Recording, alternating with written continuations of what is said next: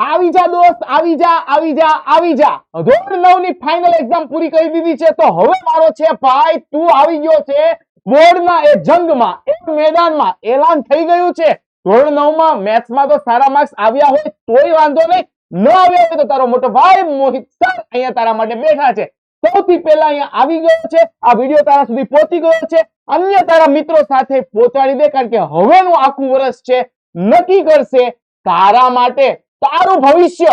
તો તું કેટલો સિરિયસ છે એ પહેલા કોમેન્ટ સેક્શનમાં કમેન્ટ કરી મને જણાવી દે, કારણ કે અત્યાર સુધી જે તારા મગજમાં તને ભ્રમ રહેલો છે કે મારું મેથ્સ મને અત્યાર સુધી નહીં આવડ્યું, ધોરણ 9 નું મેથ્સ કાચું છે તો ધોરણ 10 નું કાચું રહેશે, તો એ ભ્રમ દૂર કરવા મોહિતભાઈ આવી ગયો છે તારા માટે મારા દોસ્ત. ધોરણ 10 નો સંપૂર્ણ સિલેબસ ધોરણ 9 કરતા ધોરણ 10 પહેલું છે, મગજમાં ફિટ કરીને રાખી દે, કારણ કે જો આ કન્સેપ્ટ સેટ છે તો મારો ભાઈ તું પરફેક્ટ છે, બરાબર છે. તો ભાઈ આજે આપણે અહીંયા ચર્ચા કરવાની છે ધોરણ 10 નો લેટેસ્ટ સિલેબસ 2026-27. ઘરનું વાતાવરણ પણ ચેન્જ થઈ ગયું છે. કેમ? કારણ કે ભાઈ તારે ધોરણ 10 છે, તારા મમ્મી પપ્પા ટેન્શનમાં છે, તને ટેન્શન છે, સ્કૂલ પછી ટ્યુશન ક્યાં જઈશ, તારે મૂંઝાવા નથી. પીડબ્લ્યુ ગુજરાતી 8, 9, 10 પીડબ્લ્યુ ચેનલ તારા માટે છે. અને ભાઈ તારે ઓનલાઈન તૈયારી કરવી છે ને, તો એના માટેનું બેસ્ટ સોલ્યુશન તારી પાસે છે. શુભારંભ ઇવેન્ટ હમણાં જ આપણે કરી દોસ્ત ઓનલાઈન. તને ડિસ્ક્રિપ્શન લાઈવમાં આનો વિડીયો મળી જશે, પણ તારા માટે ઉડાન ગુજરાતી બેચ હાલ ઓફરમાં 2500 રૂપિયામાં છે. ભૂલ્યા વગર એમાં એનરોલ થઈ જા. તને એમ હશે સર તમારા ધોરણ 10 માં કેટલા માર્ક્સ હતા, ધોરણ 9 માં કેટલા હતા, તો આ દરેક વાત હું તારી સાથે ચર્ચા કરવાનો છું. અને કેટલા ચેપ્ટર, ઘણા 9માના 7 બેઠે બેઠા ચેપ્ટર ધોરણ 10 માં આવે છે. આ ખબર છે? તારે ઇંગ્લિશ મીડિયમ છે તો તારા માટે મારા દોસ્ત ઉડાન ઇંગ્લિશ મીડિયમ બેચ છે, બરાબર છે. તો કોમેન્ટ સેક્શનમાં કોમેન્ટ કરી કે તારું મીડિયમ કેવું છે, અને મેથ્સ હવે આ વિડીયો પૂરો થાય છેલ્લે સુધી જોઈને મને કહેજે કે હા સર તમે છો તો મેથ્સમાં ભય નથી, કારણ કે હું અને ભય બે વિરોધી શબ્દ બની જવાના છીએ, અને તારો મોટો ભાઈ બની તને મેથ્સ રમતા રમતા શીખવાડી દઈશ. તો દોસ્ત હવે હું અહીંયા પેલા તને મારા ધોરણ 10 ના 2010 માં મેં જયારે એક્ઝામ આપેલી ત્યારે મારે આવેલા હતા 98 આઉટ ઓફ 100 માંથી 98 આવેલા હતા. તો તું મને કમેન્ટ કરી કે તારે કેટલા લાવવા છે તારા માર્ક્સ. તું જે કમેન્ટ કરીશ હું તારું ડેડિકેશન જો મારી સાથે આખા વર્ષ દરમિયાન રહેશે, એપ્રિલ 27 થી આપણી બેચ શરૂ થવાની છે, હું તને પ્રોમિસ કરું છું તને 100 આઉટ ઓફ 100 લાવતા કોઈ નહીં રોકી શકે. તારા સિનિયર્સને પૂછી લે, જે બી સિનિયર્સે આખા વર્ષ દરમિયાન અભિમન્યુ ગુજરાતી બેચમાં 2026 માં એક્ઝામ આપી છે એ રિઝલ્ટ પણ તને મેના ફર્સ્ટ વીકમાં જણાવી દેશે. એટલે તારો ટ્રસ્ટ અમારી સાથે બનેલો રહેશે. પીડબ્લ્યુ લાઈવ એપ્લિકેશન નીચે ડિસ્ક્રિપ્શનમાં લિંક આપી છે, એના પરથી તું બેચ પરચેસ કરી શકીશ. હવે હું વાત કરું આપણા સિલેબસની, પણ આ સ્લોગન ભૂલતો નહીં, when મોહિતભાઈ is here so no need to fear. કેમ? કારણ કે મેથ્સ થી તો ડર બધાને લાગે, પણ મેથ્સ ને ડરાવવાની હિંમત તારા મોહિતભાઈમાં છે, અને તને મેથ્સમાં 100 આઉટ ઓફ 100 લાવવાની મારી જવાબદારી. પણ દોસ્ત તારે મારી સાથે હું જે રીતે કહું આખા વર્ષ દરમિયાન એ જવાબદારી તારી કે હા સર હું એ પ્રેક્ટિસ કરીશ. હા ભાઈ તમને પ્રોમિસ છે, હું એ ચેલેન્જ એક્સેપ્ટ કરું છું. તો કોમેન્ટમાં મને એ પણ કે ચેલેન્જ એક્સેપ્ટેડ. હવે તને આ 14 ચેપ્ટર હમણાં યાદ રખાવી દો, અને ભાઈ અમુક ચેપ્ટર તો ધોરણ 9 ના બેઠા છે. અહીંયા આવી જા. ચાલ હવે ભાઈ તું અત્યારે કાં તો એક્સાઇટેડ છે, ધોરણ 10 શરૂ થયું છે, વર્ષના થોડાક આ દરમિયાન એવું થશે 2-3 મહિના પછી તું ટેન્શનમાં આવી જઈશ, ટેન્શન લેતો હોઈશ કે મારે તો યાર બોર્ડ છે, બોર્ડ છે, બોર્ડ છે. ઘરમાં મમ્મી પપ્પા મારા દીકરાને બોર્ડ છે, બોર્ડ છે. ઘરની આજુબાજુ કોઈ રમતા હશે તો એમ કહી દેશે કે ભાઈ મારા દીકરાને બોર્ડ છે, હવે આ વર્ષે તો લગ્ને ઘરે ગયા, બહાર ફરવાનું ઘરે ગયું, પણ ભાઈ આખા વર્ષ દરમિયાન ટાઈમ મેનેજ કરી લઈશ ને તો તારે મૂંઝાવાની જરૂર નથી. તો હવે મારા દોસ્ત આખો અભ્યાસક્રમ સ્ક્રીનશોટ પાડી લે, આ 14 ચેપ્ટર તારા માટે છે. અને ભાઈ જો તને આ સ્ક્રીનશોટ પસંદ આવ્યો હોય ને તો કોમેન્ટમાં લખી દેજે કે વાહ મોહિત સર વાહ.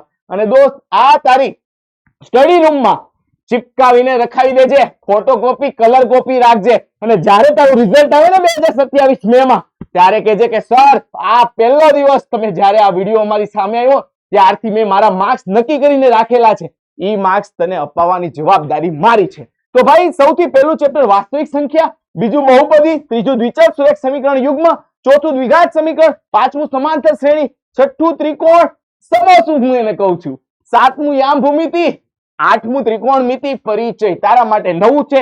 બધા વિદ્યાર્થીને પેલા અઘરું લાગે, પણ એનો મોહિત ભાઈ સમજાવે ને એટલે ઈઝી હોય, કારણ કે અહીંયા શાંતાબેન કાંતાબેન ટીટી કાકાની સ્ટોરી છે આપણી. એના પછી ત્રિકોણમિતિના ઉપયોગો, એના પછી વર્તુળ, એના પછી વર્તુળ સંબંધિત ક્ષેત્રફળ, પૃષ્ઠફળ અને ઘનફળ, આંકડાશાસ્ત્ર, સંભાવના. આમાં ક્યાંક ક્યાંક હાર્ટ દેખાય છે. આ હાર્ટ વાળા ચેપ્ટર છે ને મારા દોસ્ત, એ મોસ્ટ વેઇટેડ ચેપ્ટર છે. તારે બેઝિક હોય કે સ્ટાન્ડર્ડ, હજી તને કન્ફ્યુઝન છે બેઝિક લેવું કે સ્ટાન્ડર્ડ, કોમેન્ટ સેક્શનમાં કોમેન્ટ કરી કે એના માટેનો સ્ટ્રેટેજી વિડિયો હું તારા માટે લઈને આવીશ ટૂંક સમયમાં. પણ તારે મૂંઝાવાની જરૂર નથી. કેમ? તારા માટે તારો મોટો ભાઈ બેઠો છે. ઓકે, તો આટલું ક્લિયર થઈ ગયું. હવે આમાં તને હું ગણાવી દઉં તારા ધોરણ 9 ના ક્યાં ક્યાં બેઠા ચેપ્ટર તું ઓલરેડી ત્યાં ભણીને આવ્યો છે. બહુપદી ભણી લીધી? તો કે હા સર. વિચાર સુરેખ સમીકરણ સુધી ભણ્યો. યુગ્મ એટલે અહીંયા બે સમીકરણની વાત કરવાની છે. એના પછી મારા દોસ્ત તું અહીંયા ત્રિકોણ ભણીને આવ્યો? તો કે હા. યા ભૂમિતિ ભણીને આવ્યો? તો કે હા સર. એના પછી મારા દોસ્ત વર્તુળે જોઈને આવ્યો? તો કે હા. પૃષ્ઠફળ ઘનફળ જોઈને આવ્યો? તો કે હા. આંકડાશાસ્ત્ર જોઈને આવ્યો? તો કે હા. તો મારા દોસ્ત તારા 7 ચેપ્ટર થઈ ગયા. એની પછી વાસ્તવિક સંખ્યા એ થોડું તું જે ધોરણ 9 નું ફર્સ્ટ ચેપ્ટર તારું ભણ્યું સમય અસમય સંખ્યા, એનું અપડેટ વર્ઝન છે મારા દોસ્ત. સમાંતર શ્રેણી થોડું નવું છે. દ્વિઘાત સમીકરણ બહુપદી આધારિત ચેપ્ટર છે, મસ્ત રીતે તને શીખવાડી દઈશ મારા દોસ્ત. અને આ બે ચેપ્ટરની જવાબદારી તારા મોટા ભાઈ. બરાબર છે? આટલું સોર્ટેડ છે, ક્લિયર છે, તો ડરવાની શું વાત છે મારા ભાઈ. હવે અહીંયા આવી જાય આખી તારી પેપર સ્ટાઇલ 80 માર્કની તને સમજાવી દો ફાઇનલ એક્ઝામ માટેની. ટોટલ માર્ક્સ 80 છે. બરાબર છે? સેક્શન એ 24 માર્કનો 24 પ્રશ્ન ફરજિયાત. એક પણ અહીંયા ઓપ્શન મળતો નથી, પણ હા અહીંયા તને MCQ માં ઓપ્શન મળશે. બરાબર? ખાલી જગ્યામાં 3 ઓપ્શન મળશે, ખરા ખોટામાં 2 ઓપ્શન મળશે, જોડકામાં જોડવાનો ઓપ્શન મળશે, એક વાક્યમાં 4 જવાબ આપવાનો ઓપ્શન મળશે. તો એવા છે. તો અહીંયા જો મેં એક જ સ્માઈલી આપી છે, કારણ કે આ ગેમ ચેન્જર આપણા માટે બની શકે છે દોસ્ત. એના પછી સેક્શન બી તરફ આવ. એના પછી તું ક્યાં આવ? સેક્શન બી તરફ. તો હવે તારે શું કરવાનું? સેક્શન બી માં કેટલા પ્રશ્ન 2 માર્કના છે? 9 પ્રશ્ન કરવાના. પણ અહીંયા તને જનરલ ઓપ્શન મળશે 13 માંથી 9. અરે વાહ ભાઈ વાહ, શું વાત છે.